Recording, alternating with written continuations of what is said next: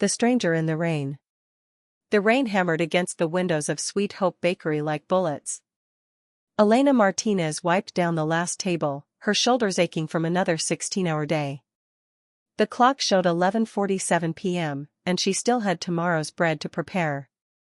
But first, she needed to lock up. As she reached for the door, lightning split the sky. In that brief flash, she saw him. A man lay crumpled against her doorstep, his expensive suit torn and soaked with rain and something darker. Blood. His face was turned away, but she could see his chest rising and falling in shallow, labored breaths. Elena's heart hammered. Every logical thought screamed at her to call the police and stay inside. This was downtown Seattle at midnight. The man could be dangerous. Could be involved in something criminal. But he was also dying on her doorstep. She unlocked the door and crouched beside him. "Sir? Can you hear me?" A low groan answered her. His eyes cracked open, and Elena caught her breath. Even through pain and rain, they were striking, dark gray like storm clouds, filled with both agony and something else. Surprise, maybe. As if he hadn't expected anyone to stop. "I'm going to help you," Elena said, though she had no idea how. Her phone had been disconnected 3 days ago when she couldn't pay the bill. Her savings account held exactly $47. And this man looked like he needed a hospital. "No hospitals," he rasped, as if reading her mind. "Please. They'll find me." Red flags waved frantically in Elena's mind. But his hand had found hers, gripping with desperate strength, and his eyes held such raw fear that her decision was made. "Okay. No hospitals. But you need to help me get you inside. A humble sanctuary." It took 20 minutes to half-drag, half-carry him up the narrow stairs to her tiny apartment above the bakery. By the time they reached her couch, both were gasping. Elena's arms shook from his weight. He was tall, broad-shouldered, and even injured, she could feel the solid muscle beneath his ruined clothes. She grabbed her first aid kit, a pitiful collection of bandages and antiseptic she'd bought from the dollar store, and assessed the damage. 3 deep gashes across his ribs. A split eyebrow. Bruises blooming purple across his jaw and collarbone. Someone had beaten him badly and deliberately. "This is going to hurt," she warned, soaking a cloth in antiseptic. "Can't hurt worse than it already does." His voice was rough but educated, with the kind of smooth tone that came from expensive schools and boardrooms. Elena worked in silence, cleaning and bandaging with steady hands despite her racing heart. She'd taken 1 semester of nursing before dropping out to help her sick mother. That had been 5 years ago, but muscle memory guided her fingers. "What's your name?" she asked softly. He hesitated. "Marcus. Just Marcus." "I'm Elena." She tied off the last bandage. "You should see a real doctor, Marcus. These wounds." "I can't." His eyes closed. "Not yet. Just need time to think. To plan." "Plan what?" But he'd passed out, his breathing evening into something closer to sleep than unconsciousness. Elena covered him with her only blanket and sank into the chair across from him, wondering what she'd just invited into her life. 3 days of secrets. Marcus woke the next morning to sunlight and the smell of fresh bread. For a moment, he thought he'd died and found something better than heaven, something warm and simple and real. Then his ribs screamed pain, and reality crashed back. He was alive. Devon and Victoria had failed to kill him. And he was in a stranger's home. "You're awake." The woman, Elena, appeared in the doorway carrying a tray. "I made soup. It's just chicken broth and vegetables, but you need to eat." Marcus struggled to sit up, assessing his surroundings properly for the first time. The apartment was tiny, perhaps 300 square feet total. The furniture was old but immaculately clean. A single window overlooked the rainy street. And everywhere, sketches. Hundreds of designs covered the walls, fashion drawings of stunning sophistication. You're an artist, he said. Elena's face clouded. I was. Eat your soup before it gets cold. She set the tray in front of him and turned to leave, but Marcus caught her wrist. Wait. I need to, thank you. For helping me. Most people would have called the cops. Maybe I should have. But her voice was gentle. Who's after you, Marcus? People I trusted. The words tasted bitter. People I called friends. Elena nodded slowly, and he saw understanding in her eyes. The kind of understanding that came from personal experience with betrayal. Over the next 3 days, an odd routine developed. Elena would rise at 4 a.m. to prepare the bakery, work until closing, then come upstairs to change Marcus's bandages and prepare simple meals. She never asked invasive questions. Never demanded explanations. Just offered quiet kindness that made Marcus's chest ache in ways that had nothing to do with his injuries. He learned small things about her. She hummed while cooking. She sketched when she thought he was sleeping, her pencil flying across paper with passionate precision. And she rationed food carefully, always giving him larger portions while she ate bread and butter. On the third night, Marcus couldn't stay silent anymore. Why are you helping me? He asked as she cleared their dinner dishes. You don't know anything about me. I could be dangerous. Elena paused at the sink. Are you? No. But you couldn't have known that. She turned to face him, and Marcus saw exhaustion written in every line of her body. 6 months ago, I was the head designer at Chin Luxury Fashion. I created an entire collection, 2 years of work. My boss, Victoria Chen, said we'd present it together at Fashion Week. Her voice went flat. Instead, she presented it under her own name. Told everyone I'd stolen the designs from her. I was fired, blacklisted, and now I can't get hired anywhere in the industry. My mother died 3 months later, and I used my last savings for her funeral. She met his eyes. So when I see someone broken and bleeding on my doorstep, I think, maybe the world needs more people who stop to help. Maybe that's the only way anything gets better. Marcus felt something crack open in his chest. Victoria Chen, he repeated slowly. Tall woman? Sharp cheekbones? Ice in her veins? Elena's eyes widened. You know her? She's my CFO. Marcus's laugh was hollow. Or she was. Before she and my business partner tried to kill me. The last meal. On the 4th morning, Marcus woke to find Elena sitting at her tiny table, surrounded by papers. Bills, he realized. All printed in red. Final notice. Eviction warning. Past due. She had her head in her hands, shoulders shaking with silent sobs. Elena. He crossed to her despite his protesting ribs. What's wrong? I'm sorry. She wiped her eyes furiously. I didn't mean to wake you. The rent's due tomorrow. I'm 3 months behind. And I can't. I don't know what to do anymore. Marcus looked at the bills. $5,000 to save her bakery and apartment. Pocket change to the man he'd been a week ago. An impossible fortune to the woman who'd saved his life with nothing but kindness and antiseptic. There's food in the kitchen, Elena said, composing herself with visible effort. I need to open the bakery. But when Marcus checked the kitchen, he found it nearly empty. A heel of bread. 2 eggs.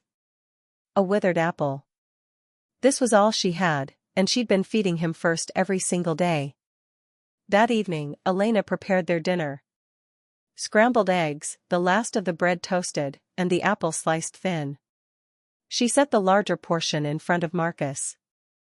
Elena, this is your food. You're still healing. You need it more. I'm fine. I can't take. Marcus. She met his eyes. Please. Let me do this one thing. Let me help someone, even if I can't help myself. Looking at her, This woman who had nothing but gave everything. Marcus felt the cynicism that had calcified around his heart begin to crack. In his world of boardrooms and billion-dollar deals, everyone wanted something. Everyone had an angle. But Elena just wanted him to eat. He picked up his fork, emotion tightening his throat. "Will you tell me about your designs?" Her face lit up, and for the next hour, she described her collection with passionate detail. Marcus watched her hands dance as she spoke, watched the despair fade into creative fire, and realized with stunning clarity that he was falling for her. This woman who'd saved a stranger. This woman who gave her last meal without hesitation. This woman who'd been broken by the same people who'd destroyed him. His phone buzzed. Marcus had hidden it in his jacket, only turning it on occasionally to check messages. Now he saw a string of texts from his assistant, James. "Sir, if you're alive, please respond. Company's being dissolved. Devon announced you're dead. Victoria's selling assets. Please, we need you." The final message was from Devon himself, sent to the company-wide email. "It is with deep sadness that I announce Marcus Steele died in a tragic accident. As his partner and friend, I'll honor his memory by leading the company into a new era." "Marcus?"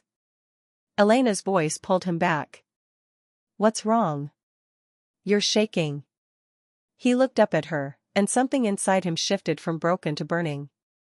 "I need to tell you something," he said. "My full name is Marcus Steele. I owned Steele Technologies. Worth about $40 billion. He watched her face go pale. "A week ago, my business partner Devon and my CFO Victoria Chin staged a hostile takeover. They poisoned me, beat me, and dumped me in an alley to die." Elena's hand covered her mouth. "The missing billionaire. I saw it on the news, but I didn't." Her partner, and perhaps, if the way her heart raced when he looked at her meant anything, something much more. Tomorrow they would face their enemies. Tonight, they would show the world they were far from defeated. The game was about to begin. Part 2, Secrets Unveiled, Revenge Ignited. Word count, 2,000. The Gala of Ghosts. The Metropolitan Hotel ballroom glittered with crystal and champagne. Seattle's elite mingled in designer gowns and tailored tuxedos, their laughter echoing off marble columns. Elena stood at the entrance in her borrowed black gown, feeling like an imposter in a fairy tale. "Breathe," Marcus murmured beside her. He looked different too, clean-shaven, hair-styled, wearing a tuxedo that probably cost more than her entire year's rent. But his hand found hers and squeezed gently. "Remember, you belong here more than any of them." "Easy for you to say. You actually do belong here. I belong in a boardroom making deals. You belong anywhere there's beauty and creation." His eyes held hers. "The difference is, you earned your place. Most of these people inherited it." Elena drew strength from his words as they entered the ballroom.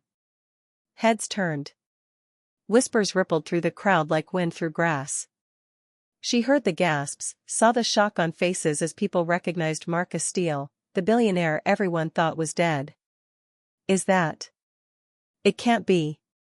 I heard he was killed." Marcus moved through the crowd with Elena at his side, his expression carved from ice. He nodded at familiar faces but didn't stop, his attention fixed on two figures near the bar. Victoria Chin stood in a crimson gown that matched her lipstick, champagne flute in hand, laughing at something the man beside her was saying. Devon Pierce was classically handsome with golden hair and a smile that looked friendly until you noticed his cold eyes. They hadn't seen Marcus yet. They were too busy celebrating. "That's them?" Elena whispered, though she already knew. Victoria looked exactly as she remembered, beautiful, poised, and utterly merciless. "That's them." Marcus's voice could have frozen the champagne. "Ready?" Before Elena could answer, Victoria's gaze swept the room and locked onto them. Her champagne flute slipped from her fingers and shattered on the marble floor. The sound drew everyone's attention. The ballroom fell silent. Devon turned, and the color drained from his face. For 3 heartbeats, nobody moved. Then Devon's expression shifted from shock to something almost like admiration. Marcus. He spread his arms wide, his smile returning though it didn't reach his eyes. My God, you're alive. We thought, the accident, where have you been? Recovering. Marcus's voice carried across the silent ballroom. From the beating you ordered. From the poison Victoria administered. From being dumped in an alley to die like trash. Gasps rippled through the crowd. Victoria had recovered her composure, but Elena saw her hands shaking as she picked up another glass. Marcus, you're clearly confused, Victoria said smoothly. You've been through trauma. Perhaps you should sit down. I'm perfectly clear. Marcus's laugh was sharp. You two have been planning this for 6 months. The hostile takeover. The falsified documents showing my mental instability. The poison that would look like a heart attack if my body was found. Devon's smile never wavered. This is insane. Marcus, you need help. What I need is my company back. Marcus stepped forward. And I need both of you in prison where you belong. You have no proof, Victoria said, but Elena heard the edge of panic in her voice. Whatever you think happened. I have recordings. Marcus pulled out his phone. Every meeting you two had planning this. Every conversation about how to split the company after I was gone. Every detail of how you'd fake my death. He'd been bluffing, Elena realized with a start. The recordings didn't exist yet, he'd told her that in the car. But Victoria and Devon didn't. Really dead. And when he grabbed Lyra, I realized he'd never let either of you live. You knew too much. So you developed a conscience? Elena said skeptically. No. Victoria met her eyes. I developed a survival instinct. Devon's insane. Megalomaniacal. He would have killed me too once I stopped being useful. I released Lyra tonight because I knew Marcus would be here, and I knew Devon would finally show his true colors. Devon laughed, a high, unhinged sound. She's lying. Trying to save her own skin. I never. You told me you'd kill his entire family if he caused problems, Victoria interrupted coldly. You said it would look like a murder-suicide when you poisoned him. You enjoyed planning it, Devon. You enjoyed the violence. The room erupted in shocked murmurs. Devon's charming mask was gone now, replaced by naked fury. You stupid bitch, he snarled at Victoria. You've ruined everything. He lunged for her. Marcus moved faster, intercepting him with a punch that sent Devon sprawling. Security rushed in, restraining him as he screamed threats and obscenities. Get him out of here, Marcus ordered. And call the police. I want him charged with attempted murder, kidnapping, and corporate fraud. As security dragged Devon away, Marcus turned to Victoria. She stood perfectly still, waiting for judgment. You released my sister, Marcus said slowly. That's the only reason you're not being dragged out too. I'll testify, Victoria said. Against Devon. In exchange for immunity. Like hell, Elena started, but Marcus held up a hand. You'll testify. You'll return everything you stole, from me, from Elena, from every designer you've destroyed. You'll publicly admit your fraud.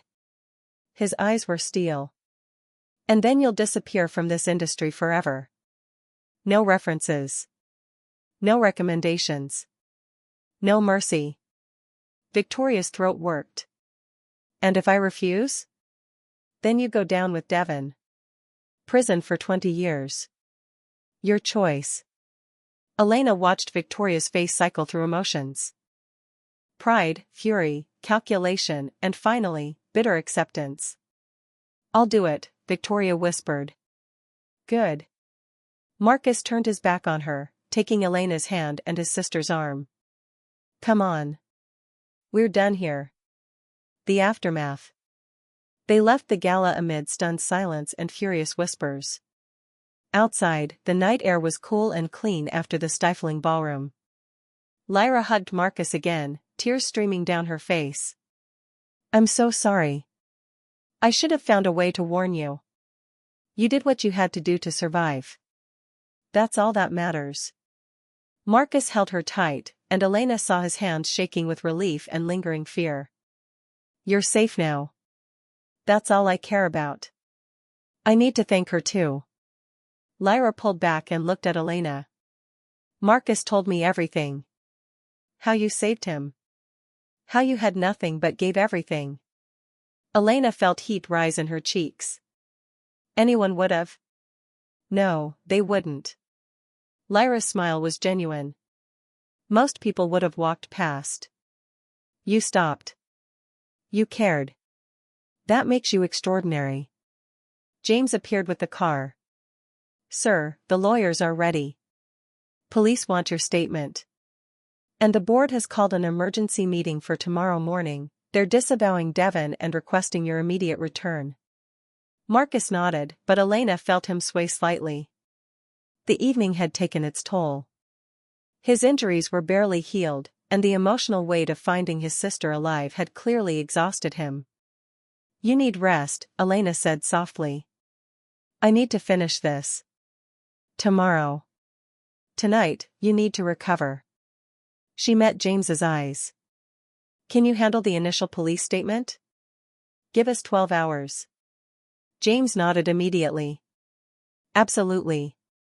I'll tell them Mr. Steele will make a full statement in the morning."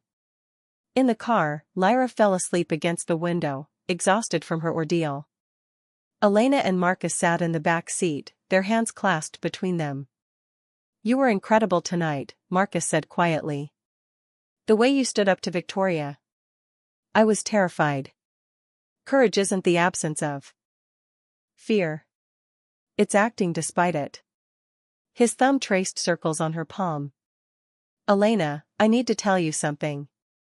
Her heart jumped. "What?" "When Devon told me Lyra was dead, when I thought I'd lost her because of my own blind trust, I wanted to die too. The only thing that kept me breathing was rage. Plans for revenge. Elaborate schemes to destroy everyone who'd hurt me." He looked at her, and Elena saw vulnerability in his eyes that went beyond physical wounds. "But then you found me. And you showed me something I'd forgotten existed, genuine goodness. You didn't help me for reward or recognition. You helped me because it was right." His voice roughened. "You made me remember that some things are worth more than revenge. Worth more than money or power or justice." "What things?" Elena whispered, though she thought she knew.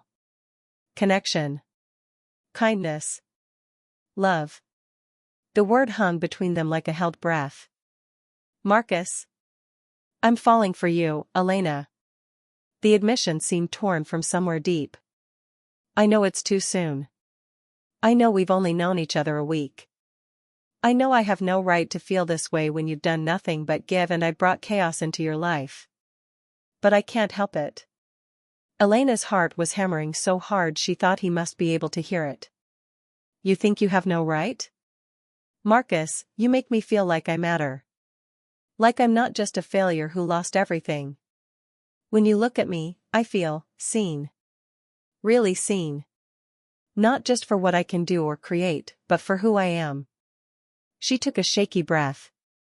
"I'm falling for you too. I think I started falling the moment you tried to refuse my last meal because you didn't want me to go hungry." His hand came up to cup her cheek, thumb brushing her skin with heartbreaking gentleness. "What do we do about this?" "I don't know." "Figure it out together?" "Together," he agreed. Then he leaned forward and kissed her. It was soft and careful, mindful of his injuries and her fears. But beneath the gentleness was something fierce. Grew up together. I thought of him as a brother." His voice went hard. "That trust nearly got me and Lyra killed." Elena's moment. "What do you want?" Harrison asked Elena directly. "From Victoria, from this board, from the situation?" Elena had thought about this question for days. Revenge would be easy, watch Victoria burn, enjoy her downfall, revel in vindication.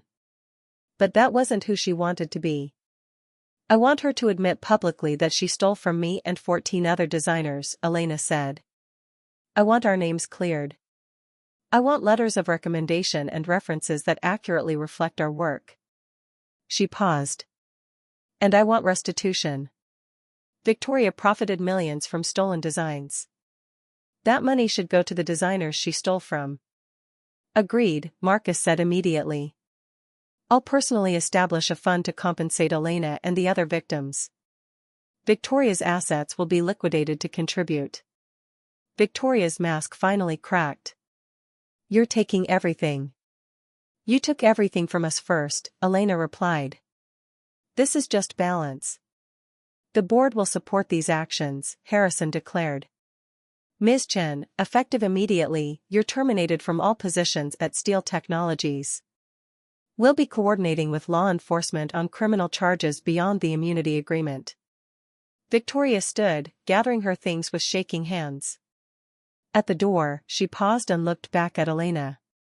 For what it's worth, she said quietly, your designs really were brilliant. The best I'd ever seen. That's why I took them. That's not a compliment, Elena said. That's just sad. Victoria left. The door closed behind her with finality. Vindication and new beginnings. The rest of the board meeting focused on logistics. Marcus was officially reinstated as CEO. The financial irregularities would be corrected. Devon would face trial for attempted murder, kidnapping, fraud, and a dozen other charges. His bail had been denied, he was considered a flight risk. But Elena barely heard the details. She was thinking about the past week. How her life had transformed from desperate survival to this moment. How a stranger's kindness had turned into partnership, and partnership had become, what? Love? She glanced at Marcus. He was answering questions about restructuring plans, his voice confident and commanding. This was his world, power and money and high-stakes decisions. What place did a failed baker have in it? As if sensing her thoughts, Marcus's hand found hers again under the table. He squeezed once, a silent reassurance. The meeting finally adjourned. Board members congratulated Marcus, shot curious glances at Elena, and filed out discussing the morning's revelations. That went well, James said when they were alone. The board is fully supportive. Devon's lawyers are already trying to negotiate a plea deal, which means they know he's finished. Good. Marcus rubbed his face tiredly. Set up a press conference for tomorrow. I want to address this publicly before the media twists it into something else. Already scheduled. 3 p.m. James hesitated. Sir, there's one more thing. Your sister wants to see you. She's in your office. Marcus stood immediately. Elena, will you come with me? Of course. They found Lyra in Marcus's office, standing at the window overlooking the city. She turned when they entered, and Elena saw she'd been crying. Hey. Marcus crossed to her. What's wrong? Nothing's wrong. Everything's right. That's what's overwhelming. Lyra wiped her eyes. I've been held captive for 3 months. Convinced you were dead. Terrified every day that Devon would decide I wasn't useful anymore. She laughed shakily. And now it's over. Just, over. I don't know how to process it. You process it slowly, Elena said gently. Give yourself time to heal. You've been through trauma, you don't just bounce back overnight. Lyra smiled at her. Thank you. For everything. If you hadn't saved Marcus, if he'd died in that alley. 25 years for attempted murder, kidnapping, fraud, and racketeering. His lawyers had tried every defense, but the evidence, especially Victoria's testimony, had been overwhelming. Does it feel like justice? Elena asked. It feels like closure. Marcus set the phone down. Devon made his choices. Now he lives with the consequences. I'm not angry anymore. Just tired of thinking about it. What do you want to think about instead? His smile turned mischievous. This. He pulled a small box from his pocket. Elena's breath caught. It's too soon, I know, Marcus said quickly. We've only been together 6 months. You're just starting your business. There's no pressure. But I wanted you to have this anyway. He opened the box. Inside was a ring, but not a typical engagement ring. It was a simple silver band with a small moonstone that seemed to glow from within. It's a promise ring, Marcus explained. A promise that I'm all in. That I'll support your dreams and celebrate your victories and stand beside you through whatever comes. A promise that when you're ready, if you're ready, I'll be here. Waiting. Hoping you'll choose forever with me. Tears blurred Elena's vision. Marcus. You don't have to answer now. Just know that I love you. Completely. Unconditionally. You saved my life, Elena, and now I can't imagine living it without you. Elena took the ring with shaking hands and slid it onto her finger. It fit perfectly. Yes, she said. Yes, you'll wear the ring? Yes to all of it. Elena laughed through her tears. Yes, I choose forever with you. Yes, I want to build a life together. Yes to everything, Marcus. How could I say anything else when you're the best thing that ever happened to me? This kiss was different from all the others, it tasted like joy and promise and the future unfolding before them. When they finally broke apart, Marcus was smiling so wide it transformed his entire face. So we're engaged? We're engaged, Elena confirmed,